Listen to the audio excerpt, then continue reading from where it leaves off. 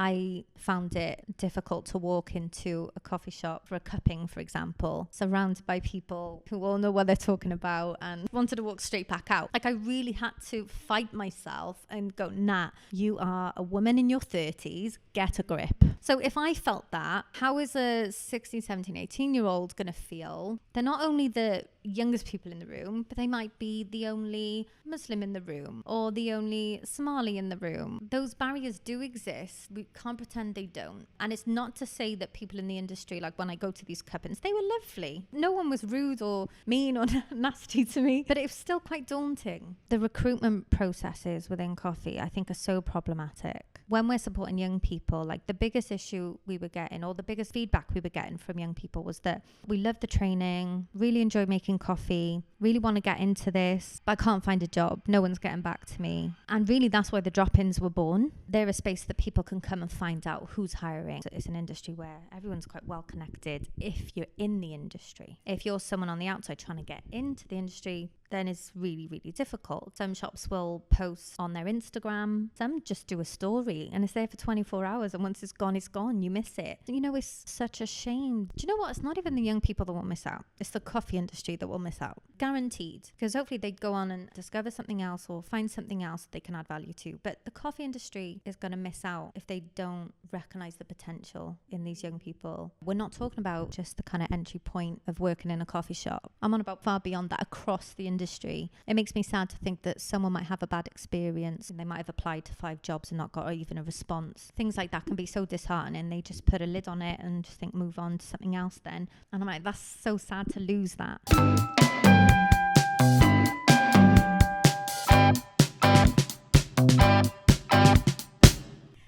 Hey Natalie. Hi. How's it going? Good. Long day, but getting better. It's been a long day. Yes. I personally, not to make this about me, but been caught in at least 3 torrential rainstorms. So anyone watching this on a video, I mean, that's what's happened. welcome to Wales. Quite an entrance. I've been welcomed with open arms. With open arms. It's fine. We're just going with this now. Yeah. It's not a problem. You've had a busy summer, busy year. Gosh, yes. I think. Very busy. Most recently, a coffee crawl for Palestine. Yes. Is that a good place to start? I'd love to know. Yeah. Love to know everything. I mean, while it's fresh in my mind, I guess, as well, because, I do have a danger of forgetting things as things move on. And, every kind of, goes into one. But, it ended in July. It was for the whole month of July. And it was amazing. I still haven't fully taken stock, I don't think, because we went straight into, obviously, August. And August for us is like our busiest time at Boss and Brew. So, I still feel like I need time to digest a little bit and look back and go, what was achieved, what worked, what needs improving if we were ever to do it again, which hopefully we will. But it was amazing. It was kind of the brainchild of myself and Will of Met Coffee, which is where we are. Thank you, Met Coffee, for having us. Thanks for today. the location. Yes. He really wanted to do something and kind of had the idea to run a coffee crawl, but he had in mind more, doing something in a day, which we were both like, it sounds amazing, and I'm sure a lot of people would want to take part, but it's not really gonna raise all that much, in the way of funds, but also I'm sure there's so many people who want to take part and probably wouldn't be able to if it's in one day. So me being me, one night just couldn't sleep because I kept thinking about it, and then he woke up to like loads of messages from me going like, what do you think about this idea? Do you think this would work? And it all sounded so simple in my head, but then actually executed it was a little bit more challenging. But the response was amazing. We were hoping that if we can get 8 coffee shops together to make a small coffee crawl that people can do, at their own pace throughout the month, then we'll go ahead, we'll crack on. And then we reached 8, I think, within a day, and then thought, let's put a post out in case there's others that want to get involved. And it kept going up and up and up. which was just amazing. It was so lovely to see people so excited and willing to get involved and support something as important as this. I think there's been a lot of desire within the industry to do something, but maybe as like individuals weren't quite sure how to do that in the best way. And Boss and Brew being what it is, we tend to work a lot with, you know, lots of different people. So we felt we were in a good position to try to bring, you know, those coffee shops together for a common purpose. But when it reached like 15, we were like ecstatic and really excited and happy. And then it reached 28 and we were like, oh my God. First of all, I didn't know there was that many coffee shops in Cardiff. I was about to say. Yeah, wow. Yeah, okay. I even discovered a few new ones, which was so lovely. But 28 is a heck of a lot of coffee shops to get through in a month. So we had to kind of pivot and adjust and find the best way that people could engage with it, because ultimately, you know, as much as it was great to bring the coffee community together and do this fun interactive coffee crawl, it's holding on to the purpose of why we were doing it. And that was, one, to raise money, but two, and probably more importantly in a way, is to raise awareness and get people talking about it and normalizing having conversations with friends, with family. And that was something that was really special, that I was lucky to get to witness in, you know, whilst I was doing the coffee crawl as well. So yeah. So what does it look like for people like on the customer side? What was the... So we tried to make it as simple as possible, but bearing in mind we did this within 3 weeks, right? It was 28 really coffee shops involved. 28 involved. There was supposed to be 8. So there was so much more to manage than we anticipated. So, you know, we are giving ourselves a pat on the back. Like, I think we pulled it off as best as we could, but certainly there's so many things that we could do better if we were to do it again. And yeah, but overall really pleased. From a customer point, so they would literally scan a QR code on a poster in any of the participating shops. It takes them straight to the Just Giving page. So all the donations went to the Amos Trust that are active and on the ground in Gaza as we speak. So they make their donation, they show the barista, and the barista gives them their passport to the city. So a little indie coffee passport, so cute. I love it. It's my favorite thing ever. And it's so lovely because people are still using it, even though sadly the coffee crawl, you know, finished at the end of July, but people are still using the passport and discovering new places. So it's just so lovely to me that people are engaging with it in that way still and supporting local businesses as well. Yeah, it's been really nice. And they collect stamps along the way. So each coffee shop they go in, they can collect a stamp, and I think it was like for an extra 8 stamps they get another entry into the prize draw. So yeah, they can win stuff too. I mean, aside from being for like a incredible cause, like just also a really nice way to celebrate all the independent coffee shops in Cardiff, and 100%. Like, such a beautiful idea. Yeah, 100%. I mean, like I said, Cardiff, we're a really small city, but we've got, considering the size of our city, I think we've got an amazing specialty scene here. And there's lots of events or lots of things that happen individually within the industry here. But the desire to do things together is definitely there. I think it's just, you know, it's time, it's resources, it's, you know, just pulling these things off is a lot, like, it's easier said than done, isn't it? But one of the biggest takeaways from this was that a lot of these coffee shops were just so happy to be involved in doing something together, which is really encouraging. You know, it means that, we can either do this again or think bigger. You know, what other ways can we collaborate and bring the industry together in different ways? So yeah. Really nice to know everyone kind of just wants to be pals with each other as well, right? Like, we're a friendly bunch here in Wales. I gotta say, I know I'm biased, but I mean, I fully agree, definitely. The weather might not like you, but we do. The weather is doing something today. Gosh, yeah. We just every 5 minutes go from one thing to the other. It's like flip-flops, trainers, boots, wellies, you know. No idea. Umbrella shades. I don't think an umbrella would work today either. No, So oh my windy. God, no. You'd fly off for sure. Yeah, absolutely. And we're also going to be tonight doing well, I don't say we. I'm not. You're I've had very no much a part of this. No. I've had no part in this. I can't take any credit. I just happened to be coming here on the same day. Yeah. Which is actually Perfect crazy as timing. well. Perfect Yeah. timing. But closing event Mm-hmm. this evening, which is a nice way to just kind of wrap it. Yeah, wrap it up. we wanted to wrap it up. It's unfortunate that we couldn't do something on a bigger scale, to be honest. But as I said, like both myself and Will, who were organising this, just went into a summer that was crazy busy with the regular day job kind of thing. But we wanted to mark it, as a way to end it properly. So we've got the lovely Madeline come in to speak from the Amos Trust as well. Amazing. We're going to be giving some prizes away and just a nice way to round it up, basically. And yeah. I feel very lucky that it was today that I was here. I know. Incredible. Perfect timing. I've been eager to ask you about it all day, but we had to wait till now.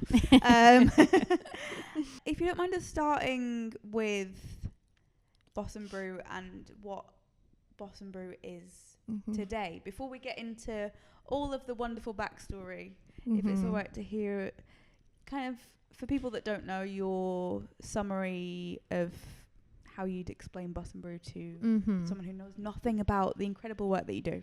Oh, thank you. So what it is today. So you think I'd be good at answering this question by now, right? I'm not, because each year it kind of evolves and, which is really great, but I need to practice. So Boss and Brew, we're a social enterprise. We are based down in Butetown, Cardiff. And we get up to a lot of coffee stuff. Our main gig, let me start with that. Our main gig is our barista training and employability courses for young people. So we are very much young people focused, youth led, and kind of mainly 16 to 24 years of age. We run barista training and they come and join us either for 2, 3 or 4 days. And we get stuck into all things coffee. We're using specialty coffee as the means, but ultimately what Boss and Brew exists to do is to boost young people's confidence and self-esteem, help raise aspirations, and help them expand their networks. The coffee thing was really for me, to be honest. It's just something I like to do. So I was like, why can't I teach other people? But yeah, it's really about using coffee to build confidence during that time that they're with us. And then if they go on to work in coffee, then amazing. But equally, a lot of young people will come, try something new, meet new people, build up those other really important skills that are useful in, across different industries. And yeah, we'll try to help every individual as best we can. So training courses, that's our main gig. And then beyond that, we run our drop-in project. So that runs every Thursday afternoon in Wales Millennium Centre, our training HQ. And it's a space for young people to literally just come and be. And yes, it's about providing support. So things like CV writing, interview prep. It was really started to kind of bridge the gap, between doing a training course and applying for jobs in the industry. But it's also evolved into this wonderful space where young people can just come together, get involved in some coffee stuff. We cup most weeks and the machine's always on for them to practice their new skills. But really just hang out and, just build a little community, which has been amazing over the last year and a bit now. And then beyond that, what else does Boss and Brew do? Oh my gosh. We get involved in events. I can't think. I'm going blank. We have a youth-led cafe. That's pretty big. Forgot about that one. Yeah. And we have a youth-led cafe, which has been going for 3 years now, which is awesome. Literally a cafe run by young people that have been through our programs, and they are part of what they call a coffee committee. And they essentially run it. I really have little to no use anymore. Great. I'm the old person that sits in the corner just making sure we keep it legal, but And yeah. hopefully ordering lots of coffees. Oh, absolutely. Always. Yeah, it's great. I don't have to lift a finger there now, which is awesome. But yeah, that provides a lot of work placements then. So that's definitely another big part of what Boss and Brew does, is linking young people to places of work, whether that be through work placements, so work experience, but also then going on to apply for jobs in the industry as well. Yeah. Super important, of course. And I have many more questions which we're going to get onto later. But first, before we do delve into that, just to go right back to the beginning, because you used to be a teacher. I did. So I think definitely from the outside would look like a very natural progression of like, okay, this is say that. Obvious, like went from teaching in schools. Yeah. And then you now kind of teach and train and mentor and that support system in a similar way, but in coffee. Yeah, it's much more fun. Yes, amazing. Did it feel like a natural progression for you, or was there a few more? It actually really did. Like, once I figured out that's what I wanted to do, it felt really easy, because working in secondary schools for, I think it was nearly 8 years before Boss and Brew became a thing. I knew it wasn't my long-term dream. It wasn't my long-term career. I have so much respect for all teachers, to be honest, working in especially secondary education. It's not an easy job. But I knew it wasn't for me. I had a lot of kind of issues with the school system, I think, that I knew I couldn't change. Or certainly not quick enough anyway, that's for sure. So I still wanted to work with young people. I still wanted to kind of use those teaching skills, but in a totally different way. And it's funny because I always bring it up that I used to teach on the courses, and I used to teach maths as well. So people are like, oh my God. But when I say guess, they'll say or English or drama or, all these, in my opinion, more fun subjects. Sorry, maths teachers out there. They can't believe when I say maths. But moving into Boss and Brew, it just allowed me to be so much more creative. I guess I am a problem solver, and I do like to find solutions, new solutions to problems. And that's what Boss and Brew is, really. It was a problem that I saw. It was an issue that I saw amongst young people in my community in Cardiff. And I thought, I can apply my skills in a different way to tackle that. And it's just, like I said, it's so much more fun. And I get to learn about the the trainees in a different way than you can in a classroom. When you've got to hand assignments in and do exams and stuff, it's totally different. Yeah. Does that kind of allow you to give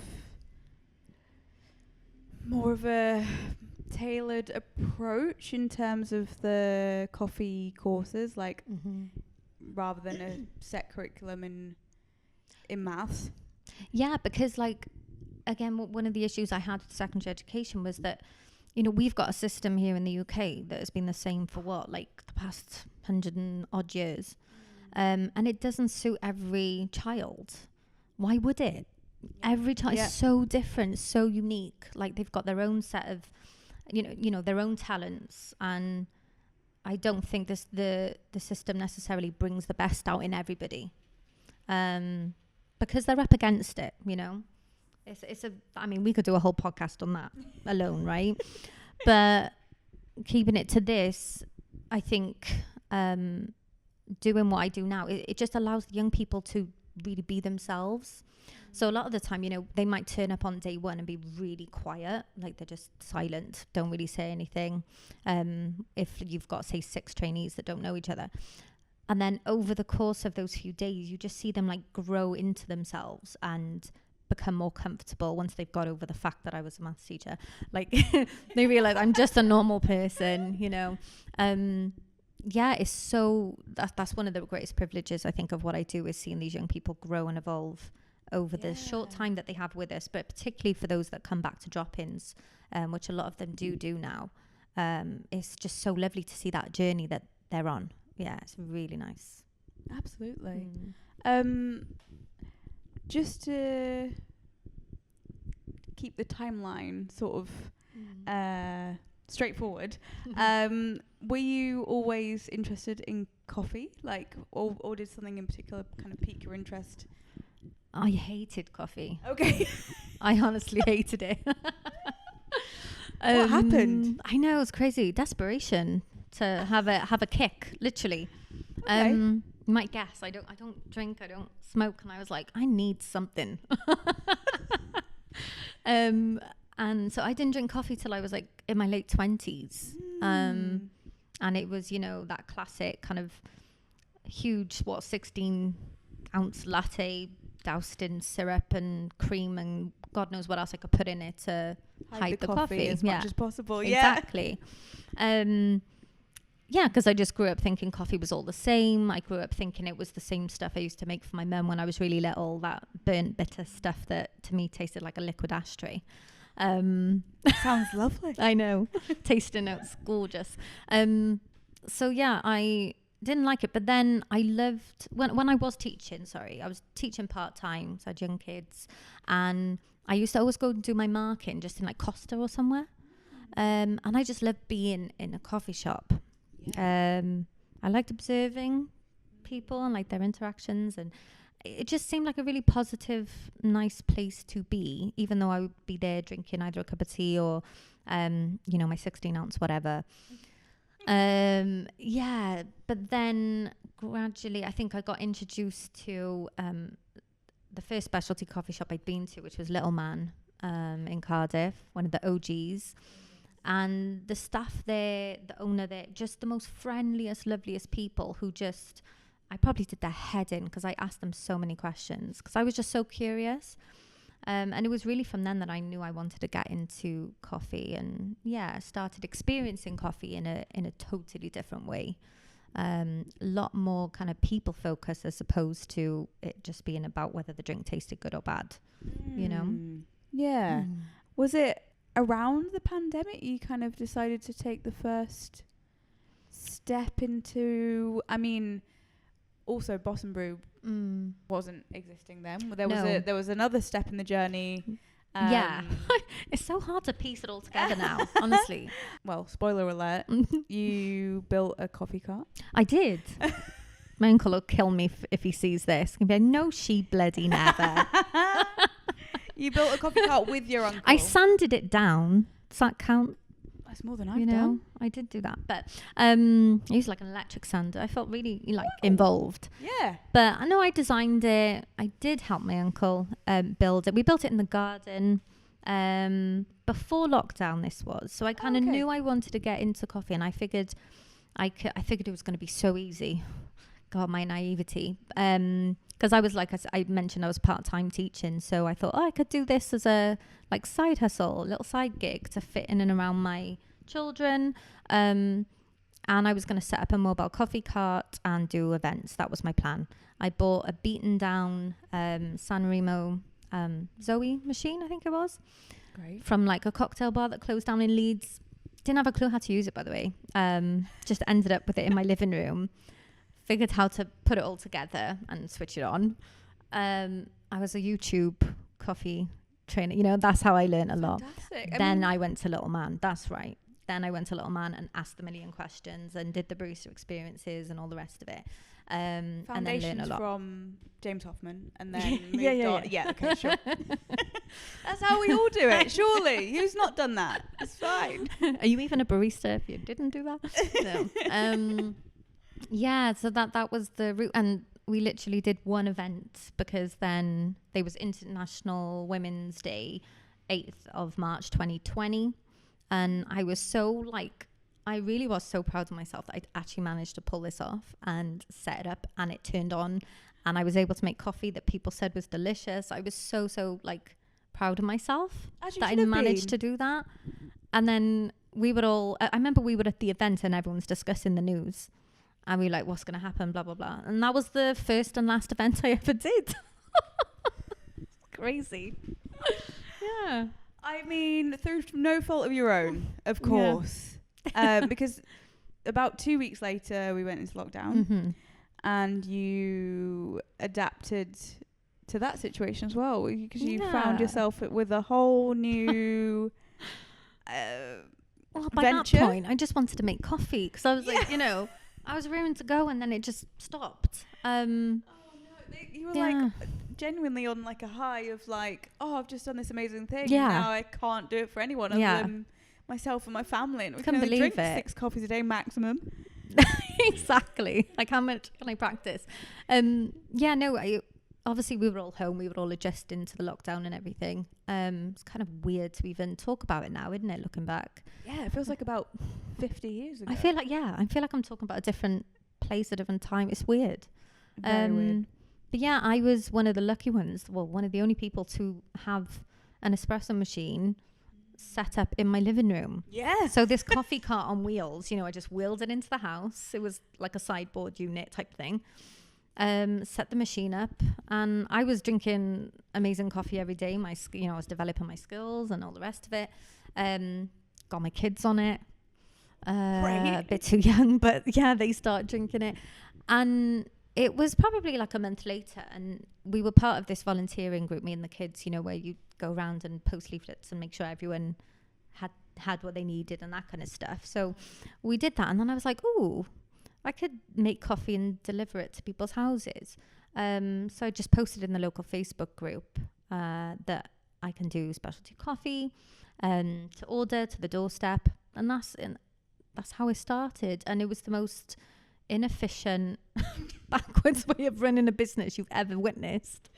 But at the same time, what else was I doing? You know, I was, again, online teaching, I think it was 2 days a week. So on the other days, I would make coffee and drop it to people's doorsteps. And it was such a lifeline for me, because it was just me and the kids at home, and it allowed me to, you know, I was still checking in with people. I dropped the coffee off on the doorstep.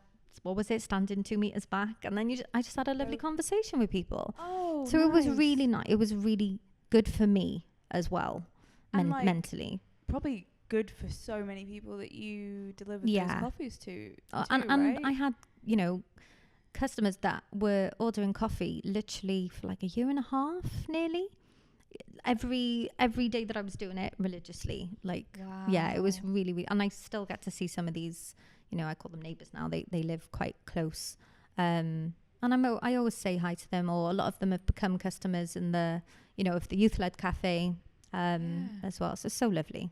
Yeah. Which, I mean, to think about that kind of evolution for yourself of trying to work out how to sort out this coffee machine, to then having this real connection with people, and that was what was always at the heart of it for you anyway, before, like, that's the thing that attracted you to coffee, to then what you do now. I mean, that's like a pretty astounding, wonderful progression, right? Yeah, and it was, you know, it was just in the middle of I can't remember at which point this was now, but probably like halfway through that period of time, where it was just like a light bulb moment, and I was like, oh, I could teach people how to make coffee. I feel like such a fraud when I talk about this, honestly. I always say this at events or panels and things, because I'm like, at this point I'd never worked in a coffee shop ever, so I think I don't have a clue. Home deliveries count as a coffee shop, especially in this I probably broke climate. every like health and safety, like food safety law there was, but no, it worked for what it was. And where was I going with that? Lost my train of thought. No, that's okay. You were feeling, I don't want to say this, but you're feeling like a fraud, which I'll just say on behalf of all of us, none of us are thinking that. Thank you. Definitely not. Thank you. Imposter syndrome, maybe a little bit, but no, it's getting better. It was a light bulb moment kind of halfway through, and I was like, I could teach people how to make coffee. The teaching side, I got that down. I'm generally good with, you know, teaching people, so let's see who wants to make coffee. And then kind of designed a course. what I thought a course should look like, and then managed to persuade some people to let me give it a go in the local community centre. I think it was 15 young people that first summer. So that was in July, August 2021. And that was really the test, I guess, to see how it was going to be received. And, and I learned so much from it. And the young people on those courses were absolutely amazing. And it's lovely because I still see so many of them now, like 4 or 5 years later. And but 6 of those young people went on to get jobs within about a 2-month period. So I was very kind of proactive in trying to stay in touch with them and like, do you need help with your CV? Because a lot of them didn't have one when they first joined the course. Help them to kind of look for, do the job searching, prepping for interviews and things. And I thought, I can do this. Like the course, believe it or not, at that time, ridiculous. It was 4 hours long. Just so daft. But, it was a test. And the course has completely evolved and, grown into what it is now. And yeah, their minimum, like our intensive crash course is like 2 full days, Sure. up to like 4 days long. So yeah, 4 hours. That's a bit of a stretch, isn't it? Well, not enough.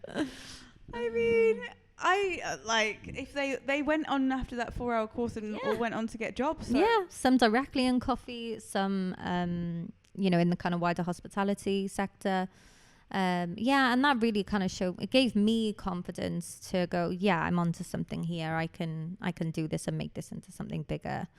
Do you think at any point since you've been doing the different almost like evolutions of Boss and Brew, have you got to that point now when you think, oh yeah, this is my thing? Because I know we've spoken before about something I can relate to, of being like looking at other people and being like, whoa, like they've really all their life just had this thing that they've like always just been like their passion. They found their passion really. Yeah. And it's kind of like an enviable thing that we're almost supposed to aspire to. Do you feel like that's as if we're supposed to have it all figured out by a particular point in time? And if you're not on that timeline, there's something wrong, or you are not successful, or whatever it is. I felt a lot of pressure with regards to that growing up, because I don't think I found my passion. I was more trying to convince myself that I'd found what I want to do, or I really want to do this, I really want to do that. Even when coffee, come on the horizon for me, it wasn't that I thought, that's my lifelong dream to work in coffee. It wasn't. I think, like I said, it's the means of which I do it. I love working with young people. I love helping people. As cliche as that sounds, but I love watching other people grow and thrive. Especially those young people that have got barriers like stacked against them, or they're struggling with this or that. I mean, the list can be endless. So for me, that gives me a real deep satisfaction, and I consider it a privilege to be able to be a part of that, even like just a small part of their journey, helping young people realize their potential and having those conversations that, like, I was in that position. I didn't have a clue what I wanted to do when I was your age. And, sometimes that used to get me a bit down, or I used to feel a lot of pressure. And it's like making sure young people know that their journey is their own. It's not to be compared to anyone else. And you will find your way. You just need to ask for help. You need to be around the right people. You need to... A big problem we have is that young people... not all young people have the ready-made network within their family or within their community, for example. Some are really blessed that they have that at the dinner table every night at 6:00 when they sit down for their, a meal with their family. But not everyone has that. So it's making sure that those young people across the board, that they know there's a place for them. There's a place you can come and just be and just, meet other people, make friends. And get support on your journey, on your individual journey. So important. And I think your level of empathy and understanding of like,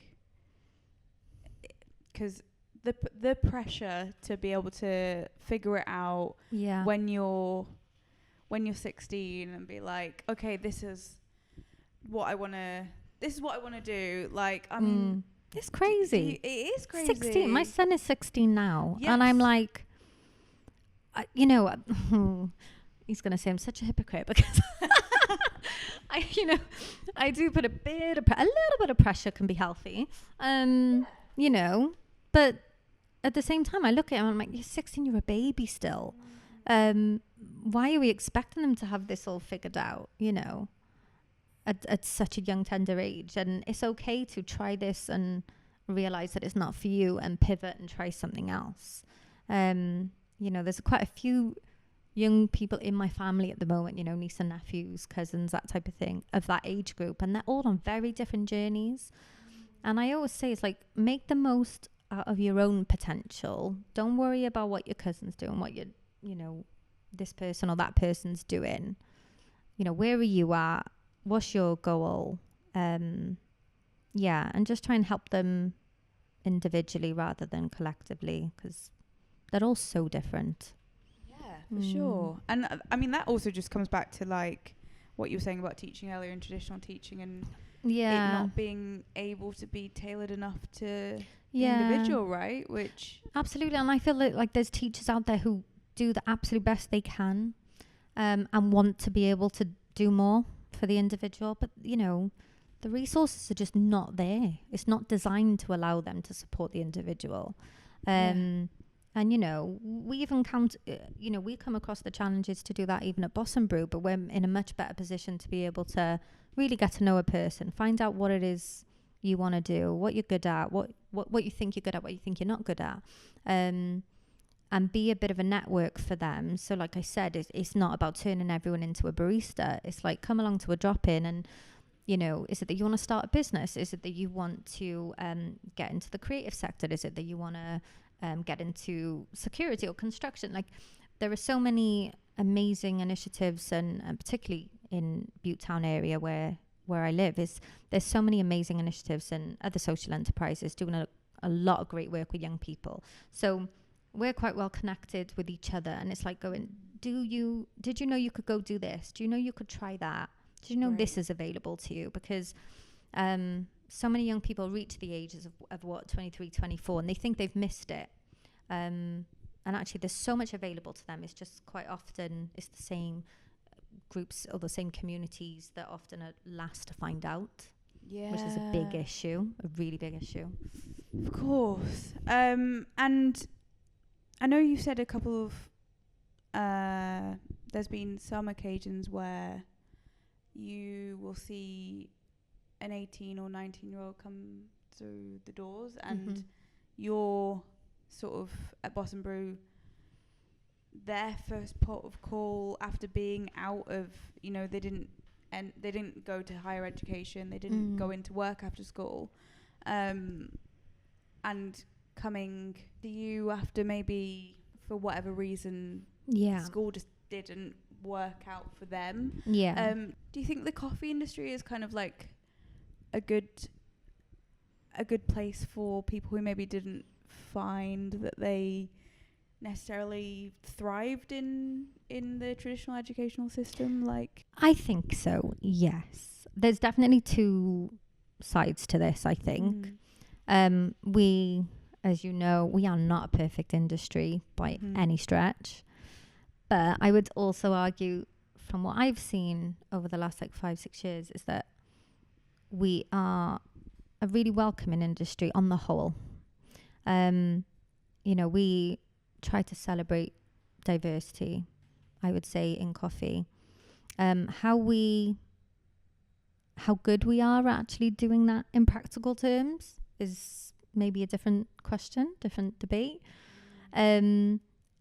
But on the whole, I think as the industry, we are welcoming and we are generally very friendly people and want to include everyone. But I think we need to take a much deeper look at how are we doing that, and are we being accountable with doing it? Because it's one thing to say it and want it. It's another thing then to actually do it. Yes. Do you think that something plays into that is how Just say it. No. Yeah. The way that people are hired and like how jobs are advertised. Yeah. Is that? Do you think that's? I think that's a big problem. So like I said, you can get coffee shops that really want to be part of the solution, really want to do, really want to open the doors, both to customer base and their workforce. But it's how do we go about doing that? So I know the challenges for coffee shops and businesses are never ending, right? I have so much empathy for business owners that struggle with, they're doing a juggling act most of the time. Some of them working on the shop floor themselves from 7 a.m. till they can't stand anymore, So there is no, it's not healthy. But the recruitment processes within coffee, I think, are so problematic from what I've seen. When we're supporting young people, like the biggest issue we were getting, or the biggest feedback we were getting from young people, was that we loved the training, really enjoy making coffee, really want to get into this. I really like working with people, yada, yada, yada. But I can't find a job. No one's getting back to me. And it was, that was repeated over and over again. And really that's why the drop-ins were born. So like we run a few drop-ins at various points since Boss and Brew became a thing. But they've been consistently every week for the last year and a bit. So they're a space that people can come and find out who's hiring, because it's quite a, it's an industry where everyone's quite well connected if you're in the industry. If you're someone on the outside trying to get into the industry, then it's really, really difficult. Some shops will post on their Instagram, some just do a story and it's there for 24 hours, and once it's gone, you miss it. Also, if someone is like 16, 17, 18 and they've just discovered, coffee, and they really want to get into this as a part-time or full-time job even, they're not going to necessarily know where all the specialty coffee shops are in their area yet. So they likely won't follow them. They're going to miss it all. And there's a lot in Cardiff. We've already established that. Yeah, apparently there are. And then they miss that. And then not all coffee shops will post on Indeed and things like that, which I totally understand why as well. Yeah. So yeah, it's usually then the same groups of people, the same communities that often get missed out on these opportunities. And I think that's what we need to take a bit of a deeper look at. And I'm not for 1 second saying I know what the solution is. Listen to me and do this. It's not your responsibility either. It's not exactly. It's got to be a collective one. Yeah. And I think where hopefully I can add value is in being that, bridging that gap between, here's an amazing pool of talented young people really want to get into the industry, and connect them with these amazing coffee shops that need talent to take their businesses to the next level. I mean, I know we've spoken about before, like Cardiff is like a very multicultural city. Yeah, very much. Do you think that's reflected in the coffee industry that you see here? No, it's not. But it's getting better. It is getting better. I mean, when I first got into coffee, this is like before Boss and Brew started, I just wanted to learn. So I would have a look on like Eventbrite or, just see what was around. And I attended a couple of events earlier on just to try and learn and meet people.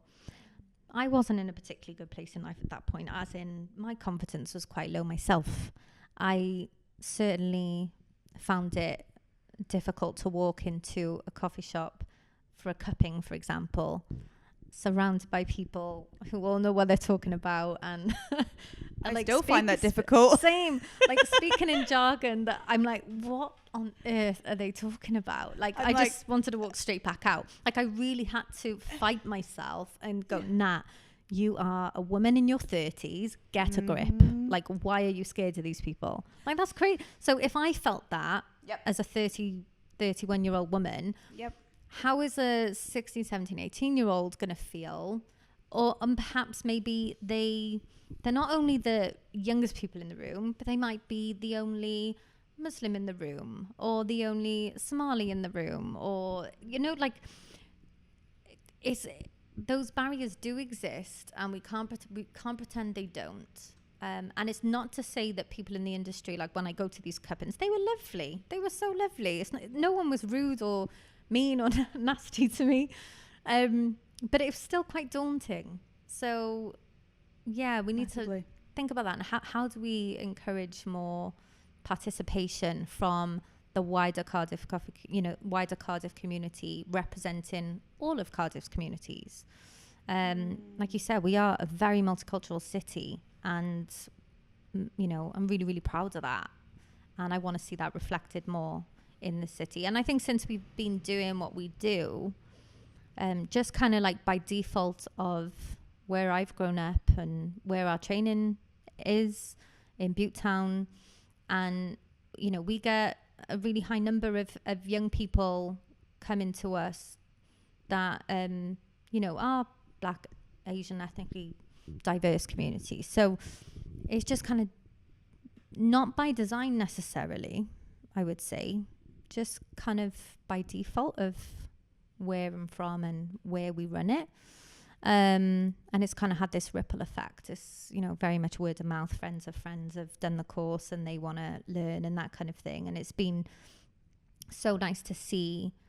You know, I love walking into a coffee shop and seeing someone with a hijab on. It's just, you don't, and apart from like maybe the bigger chain coffee shops or bigger cities like London and Birmingham, it's just not something it's not something you saw in Cardiff that much, if at all. So that's really nice to see. Yeah, I think it's such a big topic of like the entryways into the industry. And like we said earlier in the conversation, you know, if you're trying to get a job in coffee and you are relying on seeing the right 24-hour story, or your friend works in a coffee shop, something like that. I think, to be honest, a lot of places don't even advertise because they probably maybe have their, you know, they have someone in mind already, which is massively limits who could potentially, you know, be in the pool of people to get that job. I think we can't underestimate how having the confidence or means or whatever it is to walk into an event, or even just even know how to seek out events, right? And be able to go, oh, actually I'm going to go to them, because I feel exactly the same as what you said, even still now, honestly, of like, not that long ago, I even I think it was the start of last year, went to go to actually, funnily enough, it's now the company that I work for, one of their events, because it was happening like 5 minutes from my house, and I was like, I should definitely go. It's on the way home. And I remember I walked, I for some reason was like psyching myself out, and I was like, I don't know who's going to be there. I'm just going to walk into the room, and like, I'm not going to know quite how to like integrate into the room. Like, knowing full well there's going to be people there that I know, and even if there aren't, like, that's, you know, it's fine. It always is. I psyched myself up. I was like, right, no, it's fine. You're going to be fine. I just kept walking. I just walked straight past the door, straight home. And then I got like another 2 minutes down the street, and I think I said out loud, I was like, what are you doing? I was like, so I stopped. I turned around. I kind of like was like, what am I doing? And then just kept it kind of, I probably just looked like I was just going like in circles. I've done that plenty of times. And then if you walked in afterwards and it's been absolutely fine. Like, what was I? It's just ridiculous, isn't it? It really is. But yeah, I think, you know, whenever we see other coffee shops like running events and things, whether it be cuppings or latte art throwdowns or whatever, like we'll always share it. As soon as I see them, I share them. And I try as best as I can. It's very difficult because I've also got like a million other things going on in life as well. But I try my absolute best to attend the events, to be that familiar face in the room. For people to just feel comfortable. And so when you walk in, you don't, you know, it's always nice to recognize someone and be able to go say, you know, hello. And then as the feeling evening as well, sorry, just to say, like, you know, when you do go into a room and then you see that person, oh, the relief, and your heart like sort of does this yeah, nice little, like, okay, it's fine, little flutter. It's gonna be fine. It's crazy. But you know, I think it's important to say these things. I tell these young people this all the time, and I'm like, come on guys, I'm 37, like I really should have a grip of these things now. But you know, there are some days that are great, and I have bad days just like anyone else. So yeah, I think the more we can turn up for each other at these types of things, the better. And it's lovely now. I love seeing it when we've got Boss and Brew grads, as we call them, who are posting and they're out at different events, and I'm not even there or whatever, and it's like, oh, that's so great.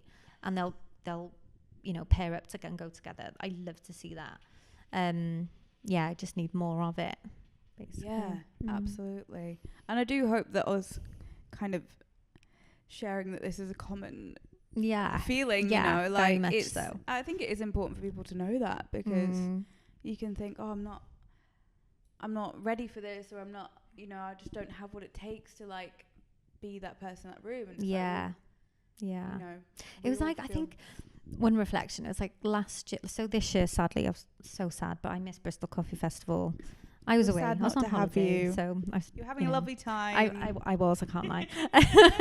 But I did really miss it. I absolutely love Joanna, and I love what she does with the festival. Yeah. And bless, we get to take a bunch of Boss and Brew grads every year. So the last 2 years we did. This year they went alone. I think we had 6 go up, and I was so glad that they still went. But last year it was so funny because I felt like a mum. I felt like an old coffee mum, like I'm carting up these like 8 people to Bristol, giving them all their printed out tickets because I'm old and I can't figure out how to do it on my phone. You know, making sure they're all stamped and they're on their way. And you know, I think we were more involved with things last year as well, with I think the latte art competition, and we had someone enter into the Cup Tasters Championship, which was amazing. Incredible. So we were kind of back and forth, and I was just trying to make sure everyone was where they needed to be. Yeah, I felt like such a mum. I love it. It's amazing. I really have this vision of you like driving a minibus. Oh, I haven't gone that far. But it's been great. spoken about. It's been spoken about. I always say there's like a bunch of other social enterprises where I live that we all need a minibus. I'm like, guys, we need to get together and sort this out, because you know, where we collectively, our community can benefit from it. But yeah, one day I can see that happening. Next year. You've got like at least 51 weeks until the next one. Yes, probably, yeah. Already looking forward to it. Yeah, me too. So weirdly, I have a quote from you. Oh God, what did I say? Because I think it fits in really nicely to what we were just talking about. Mm-hmm. You did say that the moment people don't feel like they have a chance in a job, they walk away. And I think that's really pertinent to what we've just been talking about. And I wonder if you think that also maybe applies to representation, and maybe what we're saying about like not seeing other people that look like you in certain roles. Do you think that plays a part in people almost not even thinking they have a chance? For sure. Like, I kind of hate using the expression now because I feel like it's become really overused, but you know, that you can't be what you can't see, right? Yeah, but it's true. It's overused. Exactly, because it's so true. And like I said, that's what's been so lovely about sometimes. So some of our Boss and Brew grads, they'll really actively stay in touch, and we know what jobs they've applied for, and we know when they've got the job and that kind of thing. And And then others, I'll just walk into a coffee shop. I'm like, oh, I know you. Like, which is such a lush feeling. Yes.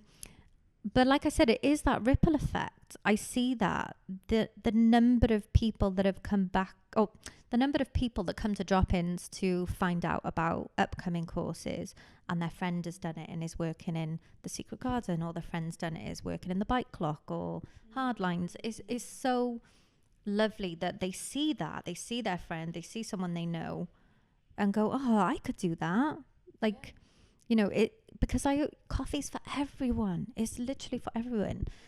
And yeah, you can't be what you can't see. So that's been lovely to witness. I still got a long way to go, but you know, it's definitely been more noticeable, I believe, over the last couple of years, which is really nice. Yeah. And it's, you know, it's such a shame that so many young people will just miss out. And do you know what? It's not even the young people that won't miss out. It's the coffee industry that will miss out. Guaranteed. 100%. Because hopefully they go on and discover something else, or find something else that they can add value to. But the coffee industry is going to miss out if they don't recognize the potential in these young people. And, you know, we're not talking about just the kind of entry point of working in a coffee shop. No. I'm on about, you know, far beyond that, across the industry. It makes me sad to think that someone might have a bad experience or not get a reply from, you know, they might have applied to 5 jobs and not got even a response. Things like that can be so disheartening. They just put a lid on it and just think, move on to something else then. And I'm like, that's so sad to lose that, you 100%. Know? Yeah, especially in an industry where, I mean, like firsthand for me, like I definitely just feel like there's such a wealth of opportunity of different career paths that, like, even for me, like 4 years ago probably, I didn't even know any of them existed actually. Yeah. And I don't know quite how it's being, like, I don't know if it's being gatekept, but it's definitely like a little bit concealed. Yeah. Of like a bit clicky at times. Can be, yeah, yeah. I think so. Yeah. But it's like a double-edged sword though, because one thing I've felt is that the more I feel a part of this industry, the more Natalie I am, if that makes sense. I just feel myself and I can just be me. And I love that about the industry and what that's done for me. Yeah. So, same. But then it's just making sure that we have the right conversations with people. And when you see those people in the room that are a bit quieter or a bit, you know, to the side or whatever, honestly, we all just make a little bit of effort to go say hi. Doesn't mean you've got to be stuck with them all. You know, we're just saying stuck with them. No, that sounds so God. mean. Joined at the hip. No, but just make, you know, be inviting, be welcoming. Let them know it's a space for them as much as anyone else. Yeah, because you don't realize what an impact that can have on someone. Like you said, if we're feeling that after working in the industry for a number of years, and you know, at my age, it's like, well, it's tough. Is there someone that you feel like did that for you at all? Oh, do you know what? There's probably too many to name. Sorry, that's which a very nice. On the spot question that I literally just came. I didn't even plan for this one. I was just like, oh, I wonder. There's too many to name, to be honest, which is a really hopefully political positive answer and very diplomatic. Yeah. How can like at each point on the journey, I'm like, if it wasn't, I can definitely, there's a good maybe 10 people that I can say, if it wasn't for this person, I wouldn't be where I am now. You'd have gone like a different way on the path, right? Yeah. Absolutely. Amazing. Yeah, I don't think I'm going to name drop, but no. Also 10, you know, we don't have time. One's my nan. Do you know what I mean? You say one of them's your nan? One of them's my nan. Like, so, and my band, people bless. So, not in the industry, obviously, but, you know, very much like instrumental in my journey to getting to where I am. Because, you know, as a single mother with 2 young kids, it was really flipping challenging. It was so, like, financially, mentally, I found it really difficult. So to start something from nothing, took so much. And yeah, my nan and Bams, shout out to them. They were amazing. Shout them out. Absolutely. Oh, very cute. No, Also the hug and a best. mug. Definitely the best the best people to be shouting out in that instance. Yeah. If you don't mind, I wondered if, to close, you might be prepared to share the beautiful anecdote that you told me about one of the people that was on at Boss and Brew, who went to work at the bike lock. Yes. Is it okay to talk about that? Yes, we've got a few that ended up working there. Oh, you told me one specific one before that had an impact on you, but yeah, if you want to... Yeah, that's one of the questions it's actually so hard, because reaching this point now, there's so many stories that I wish I could just share. Or whichever one you want to share. I feel like the one I heard before was... I definitely think it's... I'm gonna share a different one, I think. Okay. Great. Keep me on my toes. It's taken it back a bit. So before we moved into Wales Millennium Centre, which is where our training HQ is, we were nomadic before then. So we were like going around different community venues. Shout out to Little Man Coffee as well, because they let us use their space quite often. Bless them. But we run a pilot in Wales Millennium Centre, like coming out of the second lockdown, I think it was. And we run a course with 6 young people from the local area. And there's probably like 3 really incredible stories. And I don't want to have you in tears, but... it doesn't take much. So... No, there's all I have to do is see a dog or a baby. Same. Someone eating on their own. I don't know. Same. I'm with you. Yeah, don't come to one of our courses then. Gosh.